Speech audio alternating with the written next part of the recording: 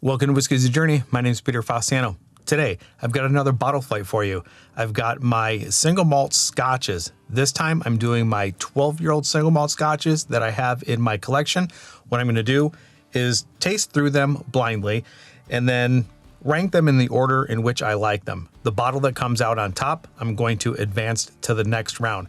I think this is now my third or fourth round of scotches. So I think once I hit either 5 or 6 rounds, I'm going to bring all of the winners together and then go through them and select which single malt I like the most in my collection. Scratch that. It's not single malt. Basically my Scotch whiskeys. I'm going to figure out which one of my Scotch whiskeys I like the most. So if you think you're going to like that information and you're not subscribed to the channel, do me a favor and subscribe to the channel. Do all those things that YouTubers ask you to do. And let's go ahead and jump into today's flight with bottle and glass number 1. The Glenlivet 12. This is the illicit still. The cask that's in here is the European and American barrels. I'm not exactly sure what type, maybe bourbon, maybe sherry. I'm not exactly sure. If you know, let me know in the comments down below. 48% ABV, non-chill filter, don't know about coloring, and I paid $42.99 in Arizona, Phoenix, Arizona. That's going to be in glass number 1. And I have all of these stickers on the bottom. After I mix them up, nose them and taste them and rank them, I have an idea of what's there. Bottle number 2, Deanston 12. This is an ex-bourbon cask matured, 46.3% ABV, non-chill filtered. I believe it's also natural color. I paid $71.99. That's in glass number 2. Let's move on to glass number 3, bottle number 3. Altmore 12. This cask is ex-bourbon, 46% ABV, non-chill filtered, natural color. I paid $63.99. That's going to be in glass number 3. Now let's go and move on to bottle number 4, glass number 4. Glenallachie 12. This is Virgin Oak, PX Sherry, and Oloroso. 46% ABV, non-chill filtered, natural colored, and I paid $79.99. Moving on to glass number 5, and I'm running out of room here. Bottle number 5, Tobermory 12. This cask is first filled ex-bourbon and a Virgin Oak. 46.3% ABV, non-chill filtered, not sure if it's natural colored, and I ended up paying $95.99 in Phoenix, Arizona, and I'm totally running out of room. And then my last bottle, bottle number 6, no surprise here, this has to be in this flight, the Bunnahabhain 12. It's a sherry cask bourbon and whiskey, cask finish, cask matured, I'm not exactly positive. 46%, 46.3% ABV, non-chill filtered, natural colored, and I paid, when I purchased this bottle, $69.99. That's going to be in glass number 6. So that's everything that I've got. Let me clear everything out of the way and then start mixing these things up. All right, let's go ahead and get these things mixed up. Now, before anybody says anything in the comments, I have other 12-year-old single malt scotches in my collection, but they are not 46% or higher. They are 40, 42. They're not natural color. They're chill filtered. I think there is the Glengoyne. I've got the Macallan. I've got a couple of others. The names are escaping me right now. Benriach. I have one of those. Benriach 12. And I just thought that I was going to keep this non-chill filtered and as natural color as I possibly could. And then I also tried to get an equal amount of sherry and bourbon just to see if I'm actually preferring sherry over bourbon. I'm not positive with the Glenlivet 12 illicit still, whether or not that's sherry or not, if it has any kind of sherry influence. So if you know, and if I got anything with the cask maturations or cask finish, I don't think that any of them are cask finished. I think they're all cask matured with those. But if I did get anything wrong, let me know in the comments down below.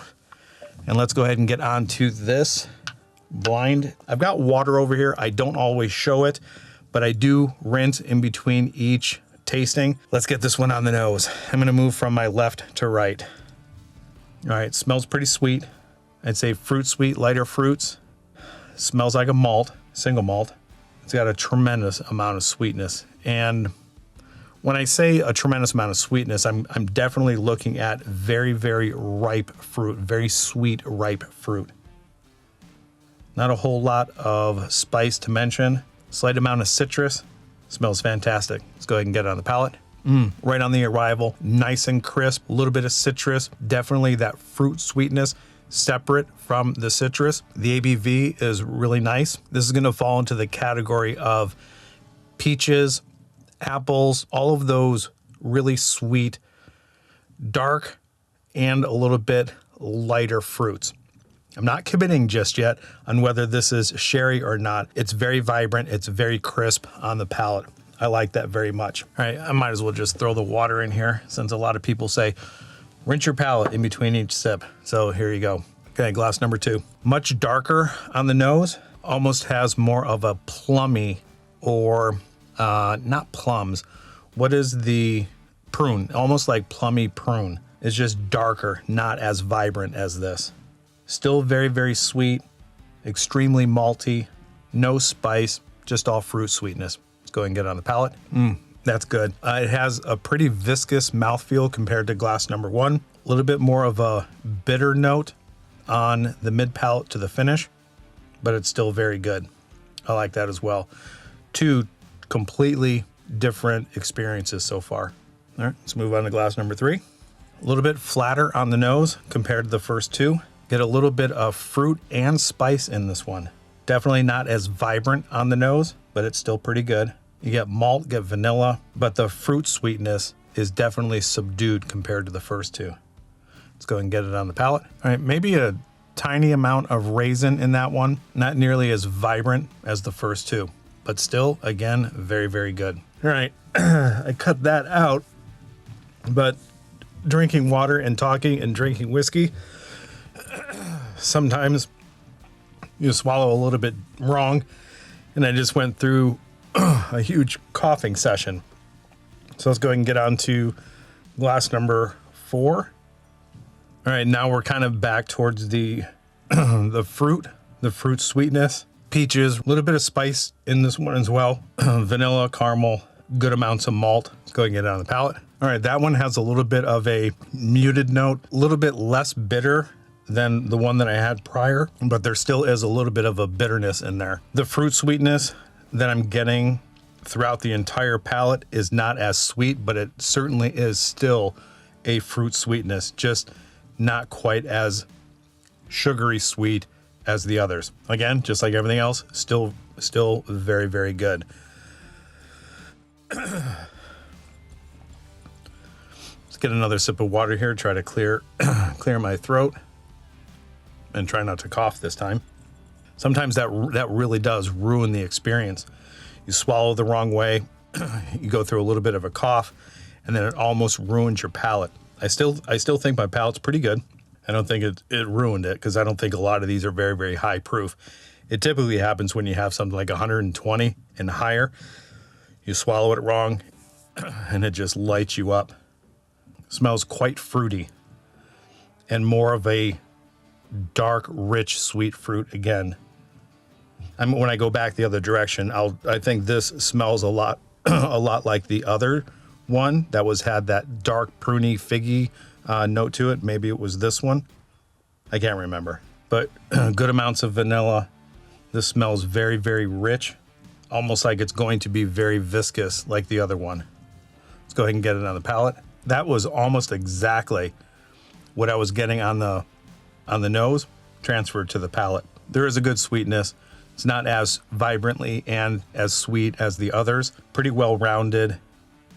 Some of the flavors seem to be a little bit subdued compared to the others. I'm thinking maybe I'm picking up a little bit of the raisins, dates, figs, and plums. Maybe this is a sherried, whether it's going to be the Glenallachie or the Bunnahabhain, but that's pretty good.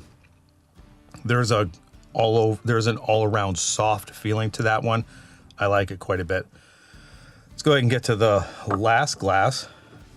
See if I can get this down again. So far, there is not a clear winner at all. Oh, forgot to get this on the nose. All right.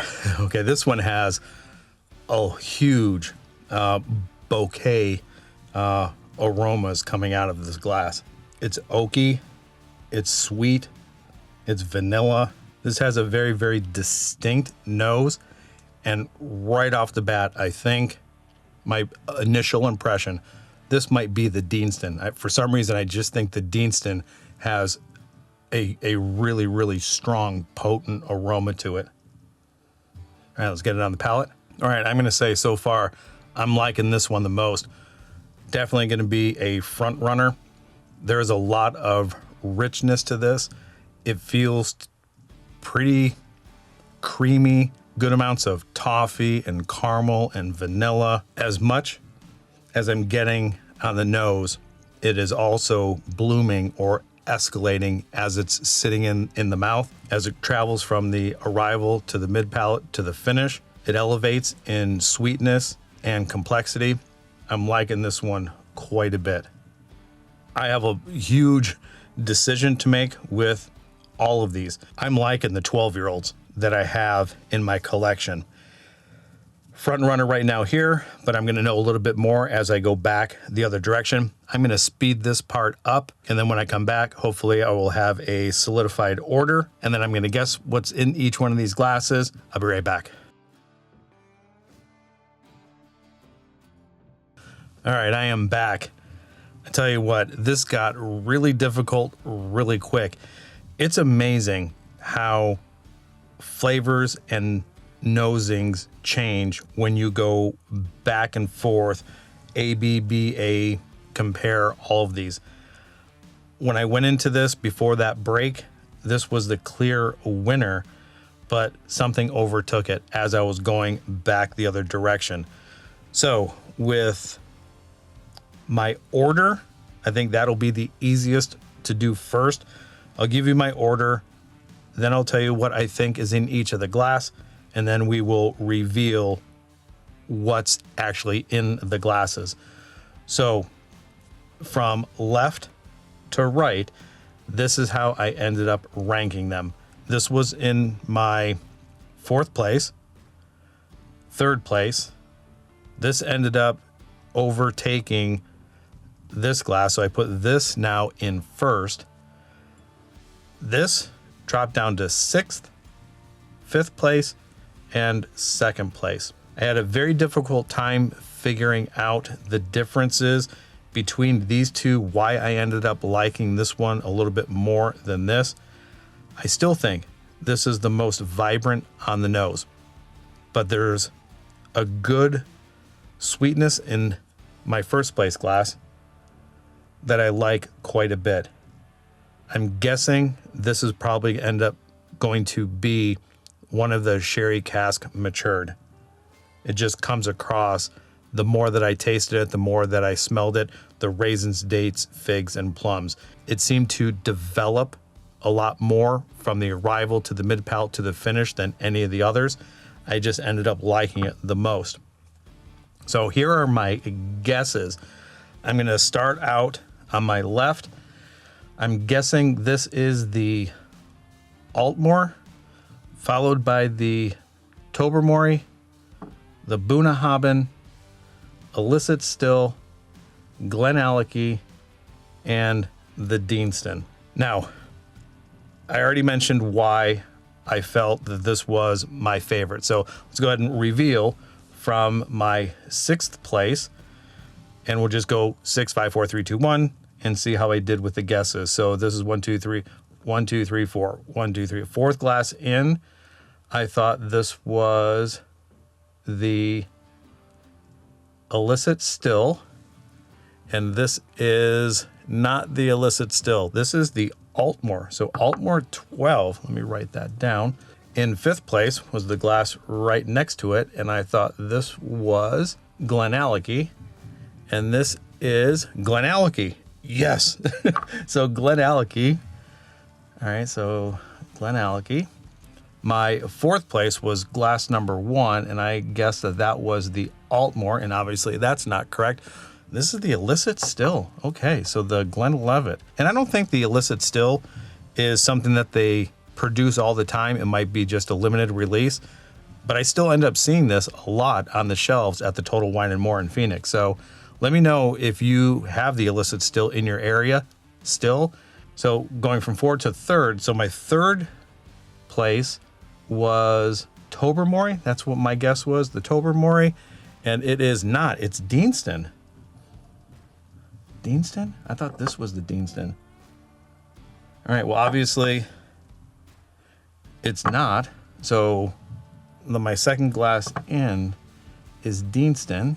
That's a bummer. And then second place, which I thought was Deanston, is Tobermory. So, oh man. All right, so I flip-flopped those. And then, all right, well, the last one, the only one that's left was the Bunnahabhain. And my first place is the Bunnahabhain. All right. So if you are familiar with any of these whiskeys, let me know, or any of these 12-year-old single malts.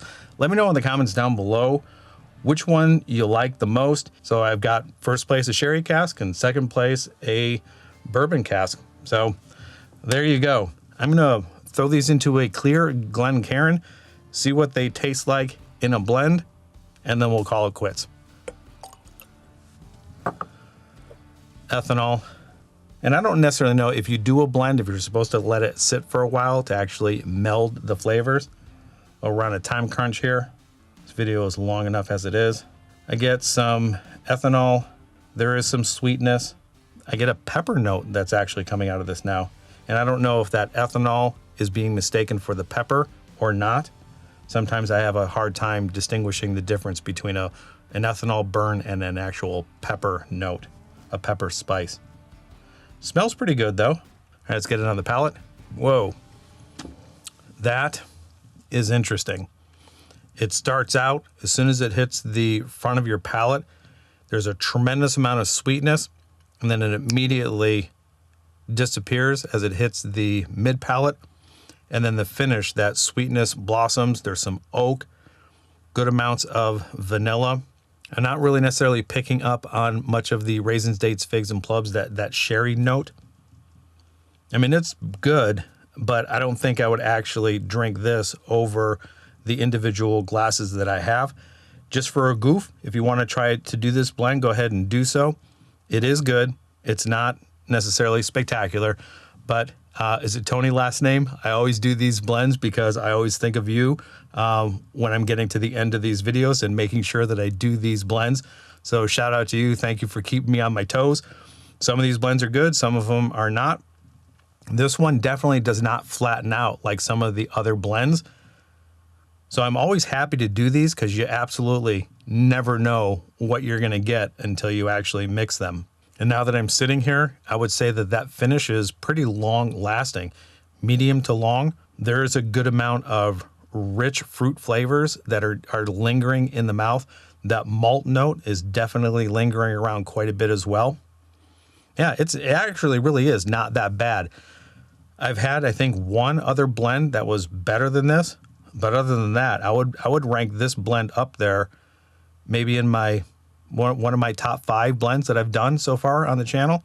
So give it a shot if you have all 6 of these whiskeys, and let me know what you think of the blend. All right, that's all I have for you today. Do me a favor, like, subscribe, share, do all those things that YouTubers ask you to do. And wherever you're at in your journey, I hope you are enjoying it. And until the next time, we'll talk to you later. Bye.